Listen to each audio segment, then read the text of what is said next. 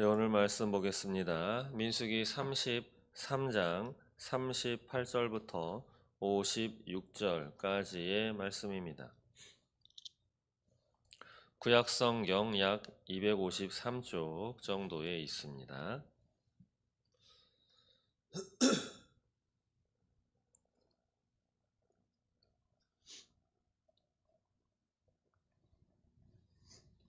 민수기 33장 38절부터 56절까지의 말씀을 함께 보도록 하겠습니다.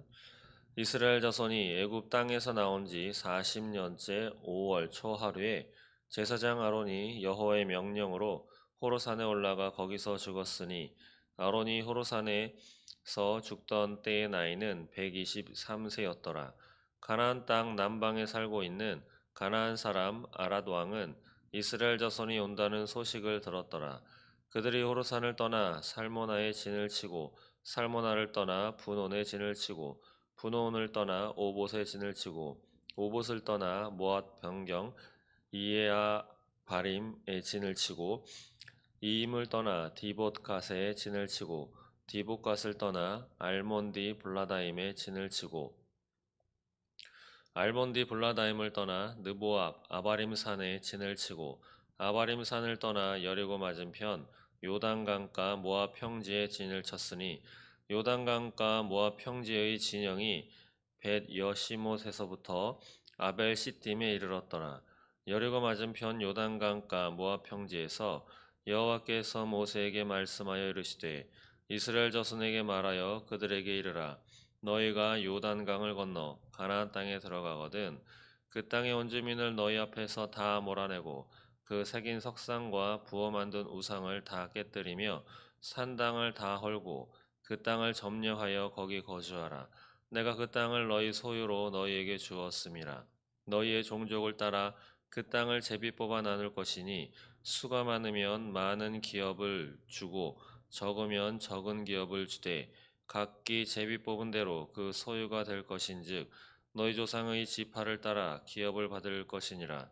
너희가 만일 그 땅의 온 주민을 너희 앞에서 몰아내지 아니하면 너희가 남겨둔 자들이 너희의 눈에 가시와 너희의 옆구리에 찌르는 것이 되어 너희가 거주하는 땅에서 너희를 괴롭게 할 것이요 나는 그들에게 행하기로 생각한 것을 너희에게 행하리라.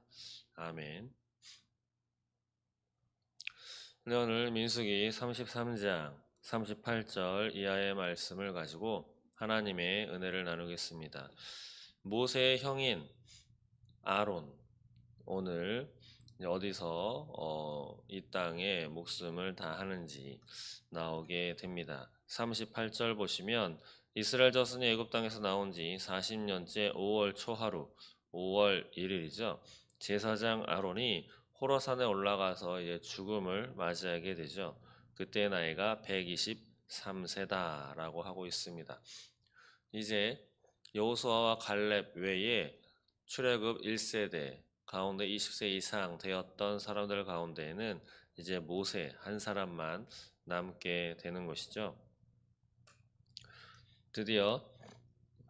드디어라는 단어가 좀 그렇지만 아론이 이 땅에서의 목숨을 다하게 됩니다. 가나안 땅에 들어가지 못하죠.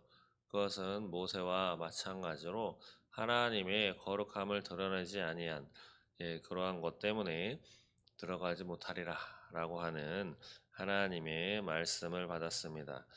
그러나 어쨌든 모세와 아론 그리고 미리암 같은 경우는 하나님의 말씀을 따라서 중간에 잘못도 있었지만 그래도 충성스럽게 하나님의 그 사명을 감당했던 그런 사람들입니다.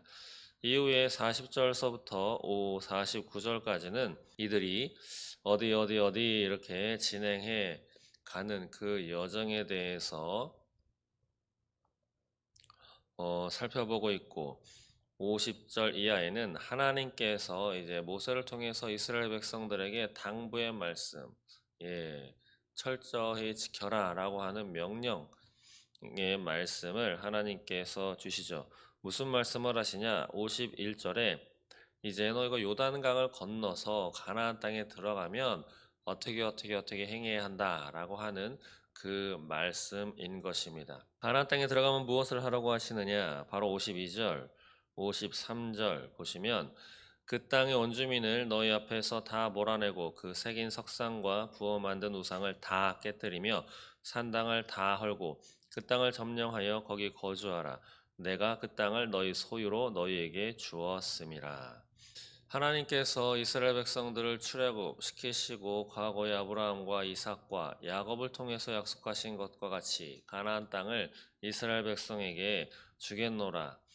이러한 목적으로 이스라엘 백성들을 애굽에서 이끌고 이제 가나안 땅으로 들어가게 하는 내용이 바로 출애굽 이후에 신명기, 민수기, 여호수아에 걸친 이야기인데 여호수아서의 말씀 저희가 수요 예배를 통해서 살펴보고 있죠.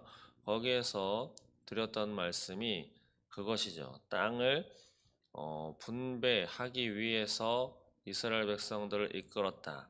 그것은 이스라엘 백성들의 좁은 안목으로 바라본 그 목적이고 전투이지만 가나안 땅, 왜 하필이면 가나안 땅인가? 모든 것을 과거부터 미래까지 또한 있었던 그런 살고 있는 모든 종족들이 어떠한 생각을 가지고 어떻게 행할 것인가를 다 알고 있었던 하나님. 그러나 돌아오기만을 기다리시는 하나님.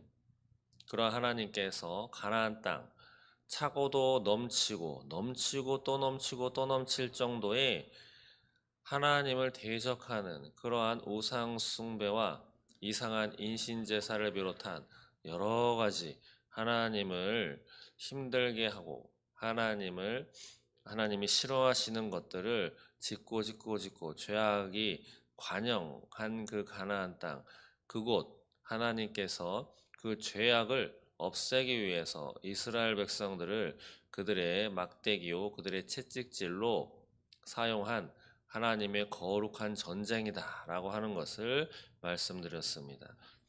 바로 이방 신들 섬기는 그 종족들을 다 처벌하고 그 죄값을 치르게 하는 바로 거룩한 전쟁, 그 땅 더럽혀진 그 땅을 제하여 버리는 하나님의 그러한 거룩한 전쟁이다라고 하는 것이죠. 그렇기 때문에 이스라엘 백성들에게 그 가나안 땅에 들어가면 어떻게 행하라. 바로 오늘 52절, 53절 읽은 것처럼 그 원주민을 다 몰아내고 우상을 다 깨뜨리고 산당도 다 헐어라. 하나도 남김없이 다 그렇게 해라. 잔인하리만치 그렇게 행해라 라고 말씀하시죠. 그러면서 그 땅을 내가 너희에게 소유로 바로 내가 너희에게 준다 라고 하나님이 말씀하시는 것입니다. 이 세상은 누가 만들었습니까? 바로 하나님이 만드셨죠. 하나님이 너 해라. 이것은 네 거 아니야. 라고 하면 바로 그것이 정해지는 규칙이 되는 것입니다. 왜냐하면 땅의 주인, 창조주가 그렇게 하시겠다는데 피조물인 우리는 그것을 따를 뿐이고 감사해야 할 뿐이고 내 것이 아니면 그냥 단념하고 만족해야 하는 것이죠. 하나님이 이렇게 말씀하신 것입니다. 그러면서 그 땅을 어떻게 분배받아라. 54절 보시면 종족을 따라 제비 뽑아라. 많은 사람들에게는 많이, 적은 사람들에게는 적게. 인구가 많으면 땅이 많이 필요할 테고 인구가 적으면 땅이 조금 있어도 될 터이기 때문에 하나님께서 이렇게 정해 주시죠. 땅을 나누는 것도 또한 제비 뽑아라 라고 말씀하시는 이유는 제비 뽑는 것, 소위 세상 사람들, 하나님을 알지 못하는 사람들은 운이다, 운이 좋아서, 운빨이 좋아서 너는 저것을 가졌다 라고 해서 운을 탓할 수 있겠지만 제비 뽑는 데 있어서는 인간의 노력이나 그런 것은 전혀 인간의 의지는 끼어들 틈이 없는 것이죠. 그래서 그 가운데에 하나님의 역사심이 작용하는 거다라고 하는 그러한 믿음이 있었죠. 이건 하나님이 우리에게 주시는 거야. 어느 땅을 주시던. 그래서 사람의 눈에 보이기에 모두가 다 좋은 땅, 평탄하고 다른 곳보다 더 수월하고 집에서 또 가깝고 이러한 땅을 누구나 다 갖기를 원할 것입니다. 높은 산지, 걸어 올라가는 것만 해도 힘든 그 산지를 차지하고자 하는 사람은 갈렙 외에는 거의 없을 것입니다. 그렇죠? 갈렙은 헤브론 산지를 원했었죠. 아무튼 그렇게 제비 뽑아서 나누어라 라고 말씀하시면서 55절부터 56절까지는 내가 너에게 다 몰아내고 다 깨뜨리고 다 헐어버려라 라고 하는 그 명령을 왜 내리는지 하나님이 다시 한번 그 이유까지 상세하게 말씀하십니다. 한번 보시면 55절에 너희가 만일 그 땅의 원주민을 너희 앞에서 몰아내지 아니하면 너희가 남겨둔 자들이 너희의 눈에 가시와 너희의 옆구리에 찌르는 것이 되어 너희가 거주하는 땅에서 너희를 괴롭힐 것이요 나는 그들에게 행하기로 생각한 것을 너희에게 행하리라. 아멘. 왜 너희가 그렇게 해야 하는가? 바로 하나님 나의 욕심 그것이 아니고 바로 너희 때문이다. 그들을 남겨두면 어떤 일이 생길 것인가? 그들 때문에 너희가 힘들어질 거다. 여기 보시면 너희가 남겨준 자들이 너희 눈에 가시, 옆구리에 찌르는 것. 예, 눈에 가시 하나 박히면 얼마나 고통스럽습니까? 예, 어떻게 잘못돼서 눈썹이 빠져가지고 눈에 들어가도 엄청 불편한데 그리고 옆구리에 찌르는 것 손톱 밑에 가시만 하나 박혀도 계속 신경 쓰이고 아프고 한데 옆구리에 찌르는 것이 된다면 얼마나 괴롭겠습니까? 방금 제가 말씀드린 것처럼 괴롭게 하겠습니까? 예, 성경도 너희가 거주하는 땅에서 너희를 괴롭게 할 것이고 이러한 찌르는 가시가 된다라고 하는 거죠. 그리고 그래서 사사기 설을 보시면 이들이 다 멸절시키지 않고 쫓아내지 않고 남겨둔 가나안 종족들 때문에 고통당하는 그러한 내용. 죄를 지었다가 그들로 인해서 적게는 뭐 6년, 8년, 뭐 한 20년 괴롭을 당하다가 하나님한테 부르짖으면 하나님이 사사를 일으켜 주셔서 그들을 처리하고 평안한 세월을 그 사사가 죽을 때까지는 평안한 세월을 또 살다가 그 사사가 죽으면 또 죄를 짓다가 또 다른 블레셋이나 다른 주변에 그러한 이방인들 가나안 족속들 가운데 이방인들이 그들을 또 괴롭게 해서 어떻게 계속 쳇바퀴 도는 것이 사사기의 이야기입니다. 하나님이 이렇게 경고의 말씀을 주셨는데 다 몰아내고 다 없애버려라 라고 했는데 이스라엘 백성들의 개인적인 또 종족의 그 욕심, 탐욕 그리고 좀 더 수월하게 농사 짓지 않던 유목민족이 농사를 지으려니 이미 농사 짓던 사람들의 일손을 빌리면 좀 더 수월할 것이고 그들의 기술과 그들의 재능을 활용하면 또 그들을 종으로 삼는다면 이스라엘 백성들이 좀 더 편안하게 삶을 살아갈 수 있을 것이기에 이러저러한 이유로 그들을 남겨두었더니 하나님이 말씀하신 것처럼 그들의 괴롭게 하는 그러한 일들이 벌어졌습니다. 하나님이 하시는 말씀은 하나도 헛되는 것이 없는 것을 우리는 성경을 통해서 확인할 수 있고 또 실제로 우리의 삶을 통해서도 경험했고 또 안타깝지만 경험하고 있는 일인 것이죠. 그러나 더 무서운 경고의 말씀은 오직 마지막 56절 말씀입니다. 한번 보시면 나는 그들에게 행하기로 생각한 것을 너희에게 행하리라. 여기서 그들은 가나안 원주민들이죠. 나는 하나님입니다. 여호와 하나님, 내가 가나안 원주민 그들에게 행하기로 생각한 것을 너희에게 행할 것이다. 바로 무엇이죠? 저주죠, 저주. 가나안 족속들, 그들은 우상 숭배 때문에 하나님의 저주를 받게 되는 거죠. 멸절하거나, 예, 그들을 쫓아내지 않으면 그들에게 행하기로 내가 생각한 것을 나의 저주를 너희에게 행할 것이다. 이것이 바로 하나님의 경고의 말씀이었습니다. 오늘 이러한 하나님의 말씀, 이스라엘 백성들에게 가나안 땅에 들어가거든 이렇게 이렇게 이렇게 해라 라고 말씀하시는 이 경고의 말씀, 이스라엘 백성들에게 하시는 이 말씀, 그리고 이러한 말씀을 지키지 않은 그 결과도 우리는 알고 있죠. 이것을 통해서 우리가 깨달아야 할 것, 하나님의 말씀 붙들고 하나님이 원하시지 않는 그런 우상 숭배, 탐욕 이런 것 쫓아가다가는 이스라엘 백성들이 경험했던 그 일을 우리도 경험하게 될 것이다.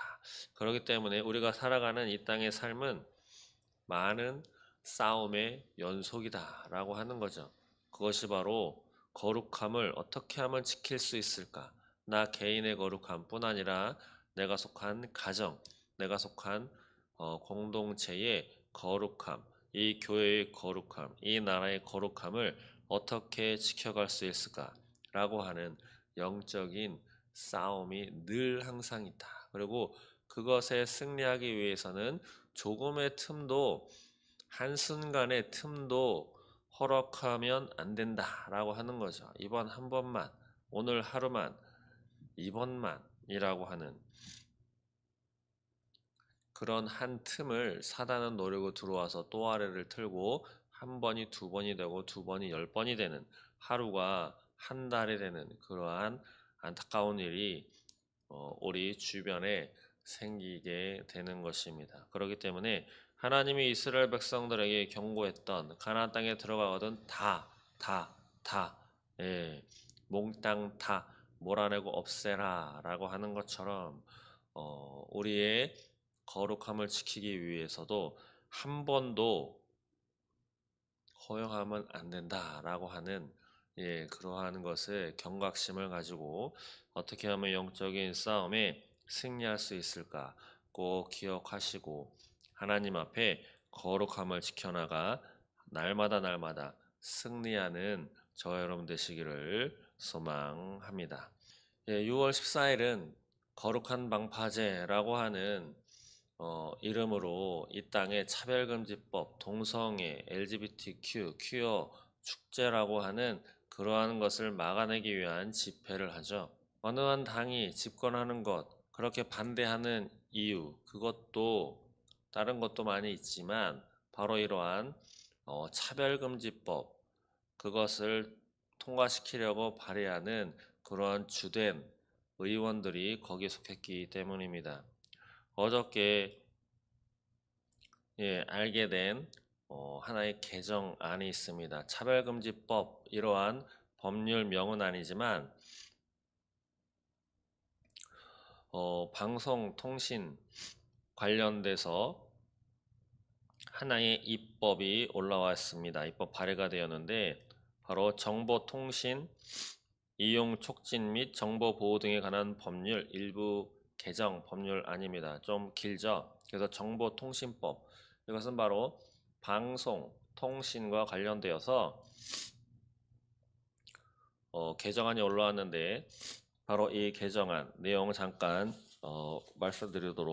개정안의 내용을 잠깐 말씀드리도록 하겠습니다. 이 개정안 조문이 신설되었는데 여기에 성적 지향이라고 하는 단어가 들어갔습니다.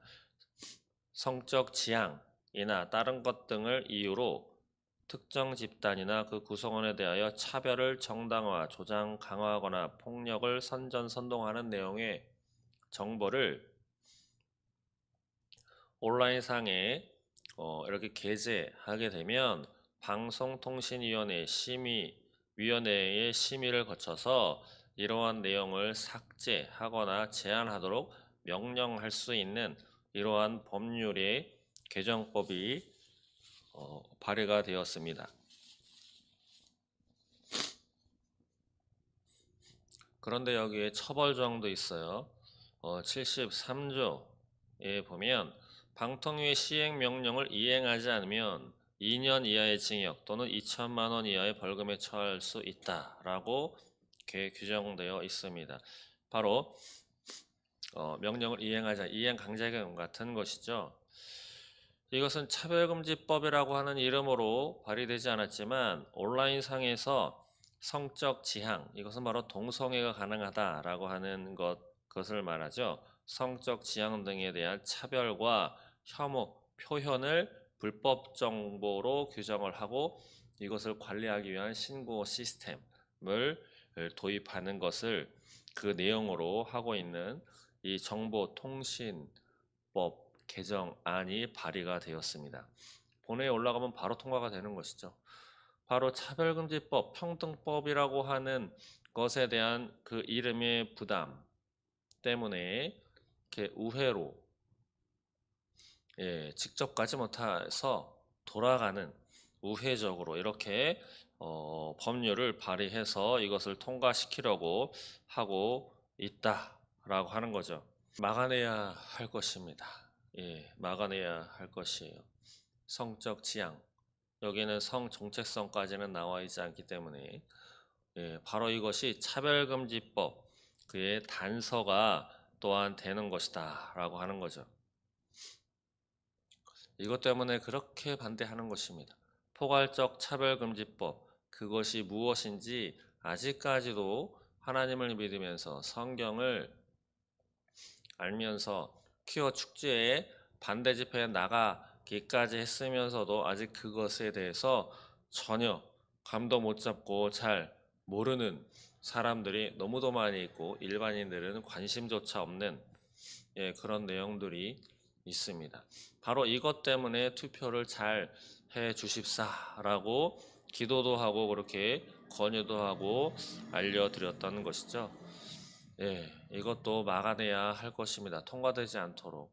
이것도 꼭 기도해 주시고 6월 14일 토요일 차별금지법, LGBTQ 포괄적 차별금지법, 동성애, 낙태 방지 이러한 것들을 위해서 우리 아이들 이 땅을 지키기 위한 거룩한 방파제 그 집회 모임에 꼭 함께 참여해 주시기 바랍니다. 기도하겠습니다. 하나님 감사합니다. 오늘을 살아가는 우리들 아버지께서 가나안 민족 그 땅에 들어갈 때에 당부하고 명령하셨던 것 왜 그렇게까지 하셔야만 했는가? 바로 하나님이 싫어하시는 악을 징벌하는 것 바로 거룩한 전쟁이 바로 이스라엘을 통한 정복 전쟁, 가나안 정복 전쟁이었기 때문입니다. 그리고 그것을 몰아내지 않으면 그것들로 인해서 이스라엘 백성들이 그 안에서 어려움을 겪을 것이기 때문에 하나님이 그렇게 명령하신 것입니다.